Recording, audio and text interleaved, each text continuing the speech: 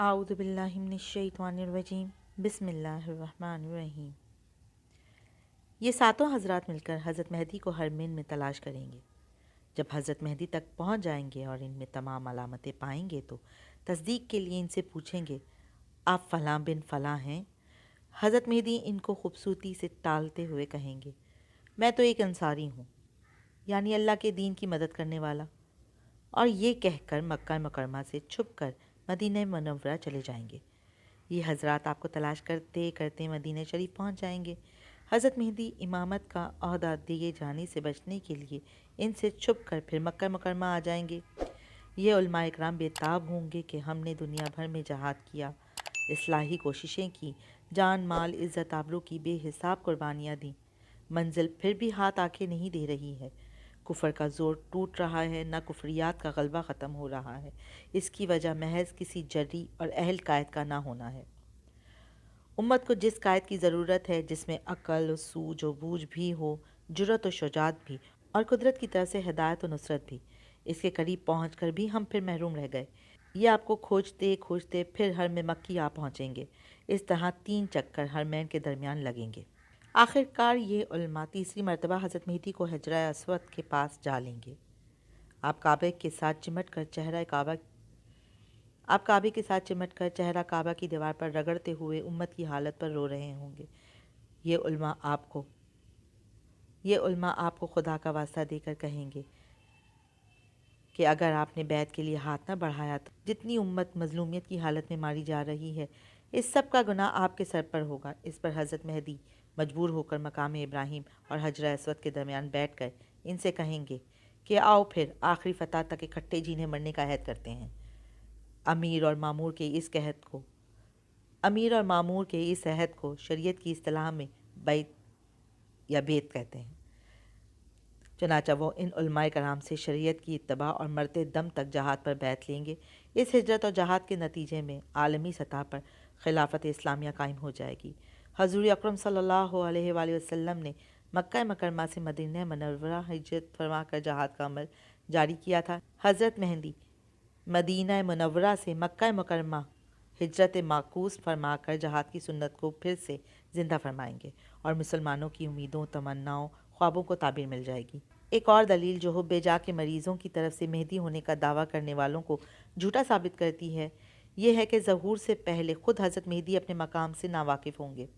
इनकी अपनी सलाहियतें ख़ुद इन पर मख्फी होंगी और वो एक आम आदमी की तरह ज़िंदगी गुजार रहे होंगे। भला वो कैसे मेहदी होने का दावा कर सकेंगे फिर? हज़रत अली रज़ी अल्लाह अन्हु से एक रिवायत मनकूल है। तर्जुमा, रसूलुल्लाह सल्लल्लाहु अलैहि वसल्लम ने इरशाद फरमाया, मेहदी हम अहले बैत में से होंगे। अल्लाह ताला एक ही रात में इनको ये सलाहियतें अता फरमा देगा। अल्लामा इब्न कसीर रहमतुल्लाह इस हदीस की शरह में फरमाते हैं, यानी अल्लाह ताला अपनी खसूसी फ़ज़ल और तौफ़ीक से सरफ़राज़ फरमा कर पहले इन्हें हकीकत का इदराक करवाएंगे या इल्हाम करेंगे और इस मकाम से आशना करेंगे जिससे वो पहले नावाकिफ़ थे। हज़रत मौलाना बदर आलिम मेरठी महाजर मदनी रहमतुल्लाह तहरीर फरमाते हैं, एक अमीक हकीकत इससे हल हो जाती है और वो ये है कि यहाँ पर बाज़ ज़ईफ़ुल ईमान क़ुलूब में ये सवाल उठ सकता है कि जब हज़रत मेहदी ऐसी खुली हुई शोहरत रखते हैं तो फिर इनका तारुफ़ अवाम व ख़ास में कैसे मख्फ़ी रह सकता है। इसलिए मसाइब व आलाम के वक्त इनके ज़हूर का इंतज़ार माकूल मालूम नहीं होता। लेकिन इस लफ्ज़ यसल्लल्लाहु फ़ी लैला ने यह हल कर दिया कि ये सफ़ात ख्वाह कितने ही अशख़ास में क्यों ना हो, लेकिन इनके वो बातनी तसर्रुफ़ात और रूहानियत मशीयत इलाहिया के मातहत ओझल रखी जाएगी। यहाँ तक कि जब इनके ज़हूर का वक्त आएगा तो एक ही शब के अंदर अंदर इनकी अंदरूनी खसूसियात मंजर आम पर आ जाएंगी। गोया ये भी एक करिश्मा कुदरत होगा कि इनके ज़हूर के वक्त से कबल कोई शख्सियत इनको पहचान न सकेगी, और जब वक्त आएगा तो कुदरत इलाहिया शब भर में वो तमाम सलाहियतें इनमें पैदा कर देगी, जिनके बाद इनका मेहदी होना ख़ुद इन पर और तमाम दुनिया पर मुनकशफ हो जाएगा। इस सारी तफसील से जो मुस्तनद किताबों में मज़कूर है, मालूम हुआ कि मेहदी होना जहादी और अस्करी क़यादत के साथ साथ एक तरह से रूहानी मनसब है, और रूहानियत के मकाम पर फ़ाइज़ लोग मनसब का दावा नहीं किया करते, البتہ ان کی کارکردگی اور صلاحیت ایسی ہوتی ہے کہ لوگ عہدوں اور مناصب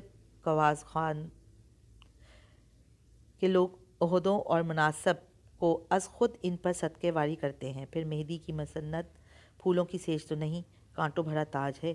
اس میں یوں نہیں ہوگا کہ مہدی موعود ہونے کا دعویٰ کر کے کوئی مصائب مسنت نشیں ہو جائیں، نذرانے وصول فرماتے رہیں اور امت کے مسائل حل کرنے اور اس کی کشتی کو مجدھار سے نکالنے کے لیے قربانی دینے کے بجائے خود ایک نیا مسئلہ بن کر صدر نشین ہو جائے۔ مہدی ہونے کا مطلب پوری دنیا کفر کی مخالفت، اس سے ٹکراؤ، جان پر کھیل کر مظلوم مسلمانوں کی امداد، آگ کے دریا سے گزر کر فتح کا حصول اور خون کا سمندر پار کر کے خلافت الہیہ علی المنہاج النبوہ کا قیام ہے۔ اب فرمائیے کہ اس میں دعوے کی گنجائش کتنی ہے اور عمل اور کردار کی سچائی کتنی ضروری ہے۔ مرزا قادیانی کی طرح کے مردود اور گوہر شاہی قسم کے پاجیوں کا یہاں کیا گزر ہو سکتا ہے؟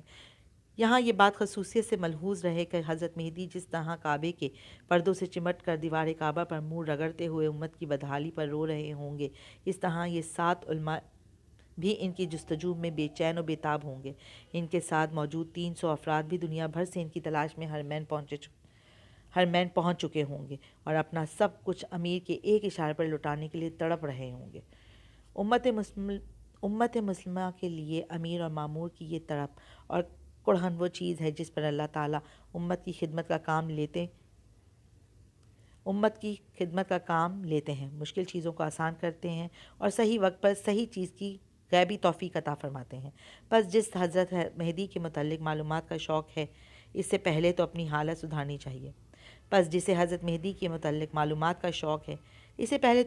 سدھارنی چاہیے۔ حقوق اللہ و حقوق العباد کی ادائیگی کا اہتمام کرنا چاہیے اور پھر اپنے بجائے اسلام کے لیے سوچنا چاہیے۔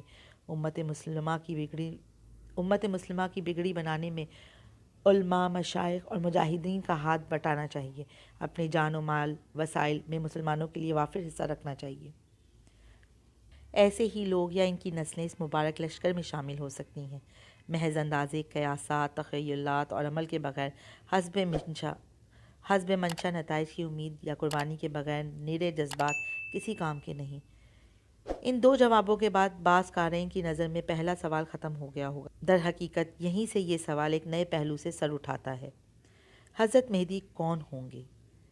اس سوال پر اب تک جو بات ہوئی ہے وہ کتابی یا علمی اور ذہنی ہے، لیکن کیا محض اس سے تشفی ہو جاتی ہے؟ اس تخیلاتی تصرف کو عصری تطبیق کی شکل دیے بغیر بات پوری ہو جائے گی؟ یہ عاجز سمجھتا ہے کہ بات کو یہیں تک لا کر چھوڑنے سے گمراہ اور نفس پرست قسم کے لوگوں کو موقع مل جاتا ہے کہ وہ جہاں چاہیں تطبیق کرتے پھریں اور جسے چاہے مہدی مان کر اس کے لیے بہائی گئی جھوٹی روحانیت اور نفسیاتی مراد کی گنگا میں ہاتھ دھوتے رہیں۔ ہمارے ہاں چونکہ تطبیعتیں اور دماغ فتنہ زد ہیں، اس لیے جھوٹے مدعیوں کے پیچھے چلنے والے بہت ہیں اور سچے مہدی کی طلب رکھنے والے کم ہیں، کیونکہ جو یہ طلب رکھے گا اسے اس کے تقاضے بھی پورے کرنے پڑیں گے اور نا آسودہ حسرتوں اور تشنیع تمناؤں کے مارے ہوئے آج کے مسلمانوں کے لیے یہی وہ چیز ہے جس سے ہماری جان جاتی ہے۔ دوسری طرف یہ بھی حقیقت ہے کہ اللہ تعالیٰ اور اس کے سچے پیغمبر حضرت محمد مصطفیٰ صلی اللہ علیہ وآلہ وسلم نے قیامت کی طرح اس کی علامت کو بھی کسی قدر مبہم رکھا ہوا ہے۔ ان کی صحیح تعین کسی کے بس کی بات نہیں۔ بہت سے محققین کے اندازے بھی غیر واقعی ثابت ہو جاتے ہیں۔ البتہ حتمی تعین اور مکمل ابہام کے درمیان محض امکانی تطبیق اور